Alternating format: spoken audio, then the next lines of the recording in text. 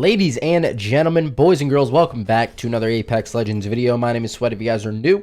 And in today's video, we're going to be talking about how to find your main in Apex Legends. Now, I've gotten a lot of comments about this in the past, and I do apologize. I'm just now getting onto this topic, but this is a heavily requested topic. So I know this is going to apply to a lot of you guys, especially the newer players that are coming into the game and are not completely sure who to play. This video will definitely help you out. And we're going to hop right into this in 1 second after a word from our sponsor real quick, which is going to be Glitch Energy. And I am super close to getting my own flavor with Glitch. I've talked about this multiple times in the past. So if you guys want to go to their website, order absolutely anything. It does not have to be their energy products. They are an energy brand. They have powders, they have supplements, but they also have merchandise that you can also support me with. If you want to get something and use code SWEAT at checkout for 25% off, that would be insanely appreciated. Because like I said, if my sales are up there next month or in November, they said, I will be getting my own flavor very shortly. And we all want our own Sweatband flavor. Come on now.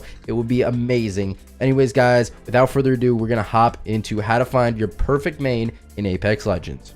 Oh, and I almost forgot. Make sure to comment your current main down below or any legends that you're thinking about maining down below in the comment section. All right, so the first tip I have for you guys when it comes down to selecting the legend that you're going to play for the rest of your Apex Legends experience mainly, and what it means before we actually start off, having a main is the person you play the most, the character that you play the most, the legend that you play the most. This is going to be considered your main in Apex Legends if you are new to the game. Now, the first thing that comes into this is going to be your play style. Now, there are two different play styles, actually three if you count both of them added into one, but the first one is going to be an aggressive play style. The aggressive playstyle person is going to be the one that starts the fights. They initiate the combat. They are the ones that are rushing into battle, while on the other hand, you have the passive type of playstyle, which is someone who is holding down the buildings, who is letting the enemies come to them, and then they fight based off the positioning at the current house they're at, the hill, or whatever spot they're at on the map. They play their cover correctly, and if you play either one of these playstyles correctly, it can lead to high amounts of success, which brings us to our kind of third, I guess, playstyle, if you want to call it that, which is both.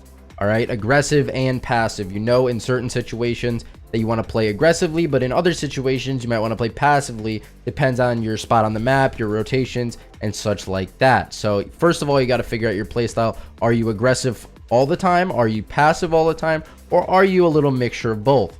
All right, now that you've found out whether your playstyle is aggressive, passive, or both, you're going to want to take into account whether the character that you're going to select is going to have escapability or non-escapability. And what I mean by this is your character going to be able to escape situations quickly, or are you going to have to play more passively with them and not really escape situations other than playing cover? Like if you're getting hunted down by a Pathfinder, are you going to be able to escape, or are you kind of going to be left for dead if the situation arises? And you want to be thinking about this at all times. And by the way, I don't even know if that's a word, escapability. I'm just kind of making it up here, but if it is a word, great. If it's not, you guys know what I mean by now. So yeah, it does the job. All right, everybody, now we're at the point in the video where I'm going to share some of my comments, concerns, thoughts on each of these legends and which playstyle they conform to the most or they fit in with the most. So aggressive playstyle, you should be using Pathfinder, Wraith, Octane, Loba, Horizon, and Valkyrie in my opinion. And I know you're going to be like, what? Loba on that list? She's not really too aggressive, but if you use her bracelet really effectively and get high ground quickly with it, she can be used very effectively rather than passively in my opinion. So that's why Loba falls into the aggressive category. Onto the more passive type of legends, we're going to go with Caustic, Watson, Crypto, Rampart, and that is it for the passive list of legends. All of these legends are great for holding down buildings and such like that and really gaining intel on enemies. The last category, which is both, is going to have the most legends in it. It's going to be Bloodhound, Gibraltar, Lifeline, Bangalore, Mirage, Revenant, Fuse, and Sears. So as you can tell, the game obviously caters to both of the playstyles mixed into one, and that's where you kind of want to fall into. But the other characters in aggressive and passive can be used very effectively if you know how to use them, so don't get it twisted.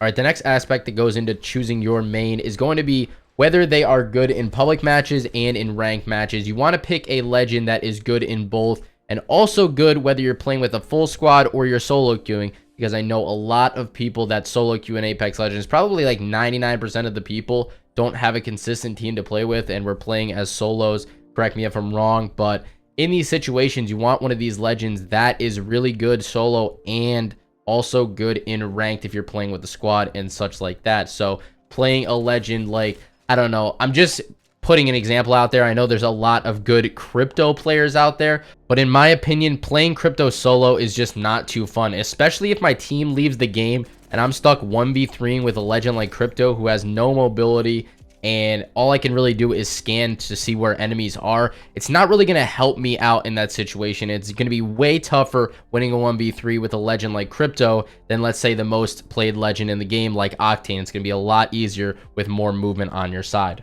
All right, and one of the last things that I want to talk about in this video is if you find yourself getting bored of playing a certain legend, do not continuously force yourself to play that legend through the rest of Apex Legends existence. Switch it up. If you're, like I said, if you're not having fun with the game, make sure to switch up your legend. Maybe play another legend for a couple days and then go back to your main. But if you're really grinding for stats or something on your main character, make sure it's fun to do. Okay, do not put yourself through torture playing a bad character or just playing a legend that you don't care for anymore. All right, everybody, that's going to wrap it up for this video. If you did enjoy, make sure to comment down below your main, like I said in the beginning, and also drop a like on the video and subscribe to the channel if you are new. It has been Sweat. I will catch you in the next one.